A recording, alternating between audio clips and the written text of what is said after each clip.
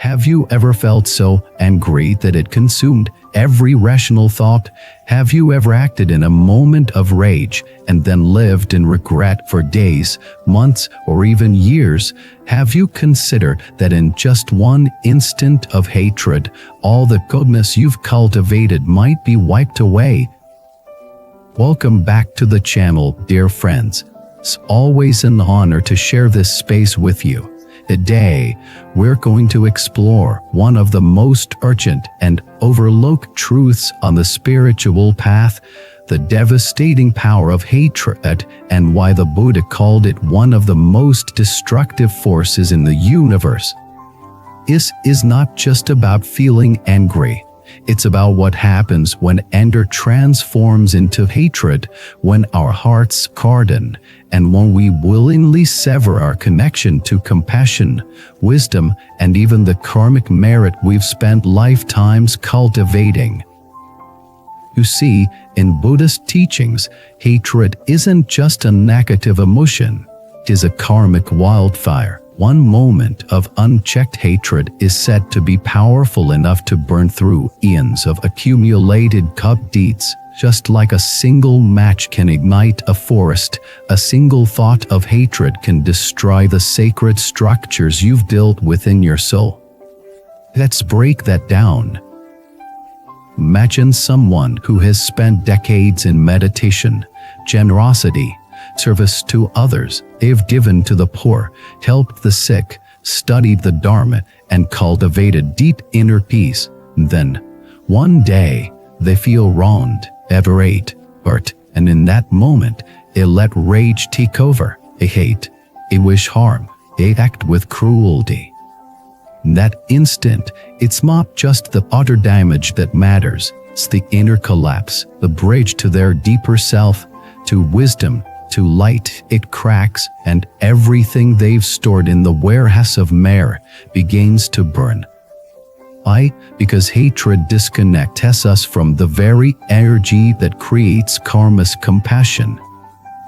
All good karma rises from compassionate action, and hatred enters, compassion exits, and with it, the fuel that sustains spiritual momentum. Now, does this mean one moment of anger do mess us forever? Of course not. But it does mean that the stakes are higher than we realize.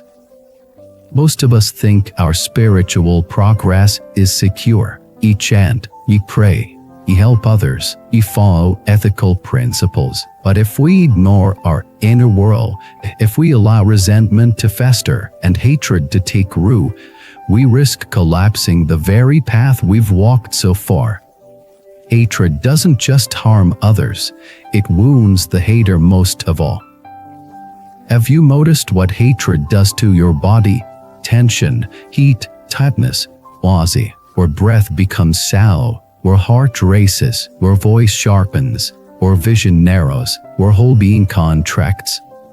And spiritually, you become isolated, cut off from your higher self, from grace, from clarity. This is not punishment. This is consequence. Hatred pulls you out of alignment with your soul. The Buddha was very clear about this. In the Dhammapada, he says, hatred does not cease by hatred. Hatred ceases only by love. This is an eternal law. Eternal. But cultural. Hot situational, to know. So what does this mean for us? That we must become warriors not against others, but against our own inner enemies. The enemy is not the person who hurt you. The real enemy is the hatred they awaken within you. That hatred, if not transformed, you will continue the cycle of suffering, lifetime after lifetime. But you can stop it now, this life, this moment, by cultivating patience, forgiveness, compassion, and perhaps most importantly, awareness. You can't dissolve hatred if you're not aware it's there. Any of us are experts at spiritual bypassing. We pretend we've forgiven, we smile and say it's okay, but inside, the resentment brews at silent yet earnestness, a slow-burning form of hatred. And it's just as damaging. So the first step is honesty. In your hatred, yield it fully. Don't judge it, just see it, bring it into the light. Only then can you begin the process of alchemy, turning poison into medicine. This is not easy, but it's necessary. Let's take an example. Woman was abused by her father for years. He grew up angry, distrustful, full of rage. He tried therapy, religion, even revenge. Nothing worked. One day, he sat at a retreat and the teacher said, "Your hatred is not your father, it is your prison. He may be gone, but you still serve his sentence." That was the moment he began to see that holding on to hate wasn't protecting her, it was poisoning her. He cried for days, not because of him, but because of what he had done to herself. Then he chose something new.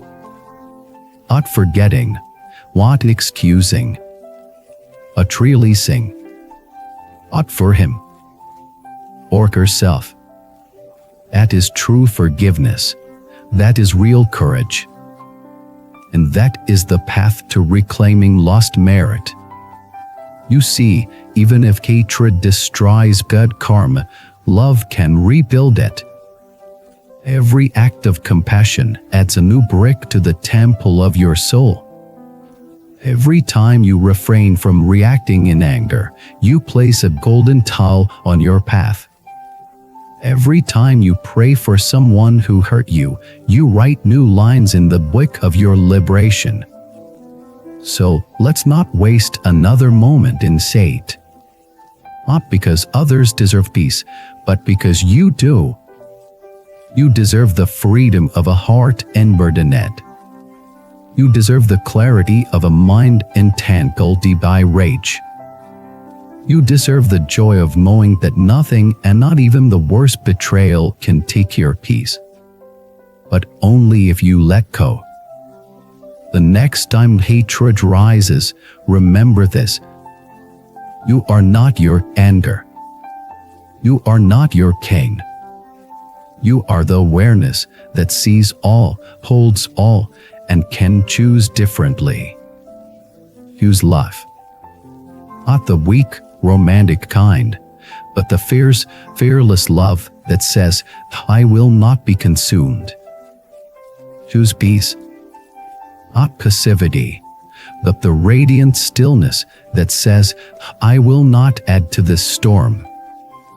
Choose freedom. Because your soul didn't come here to hate, it came to awaken.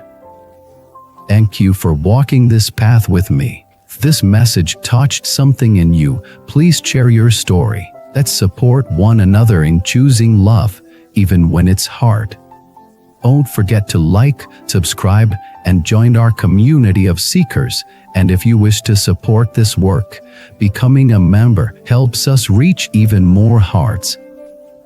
Thank you for watching this video. May your path be clear, your heart be light, and may hatred never find a home within you.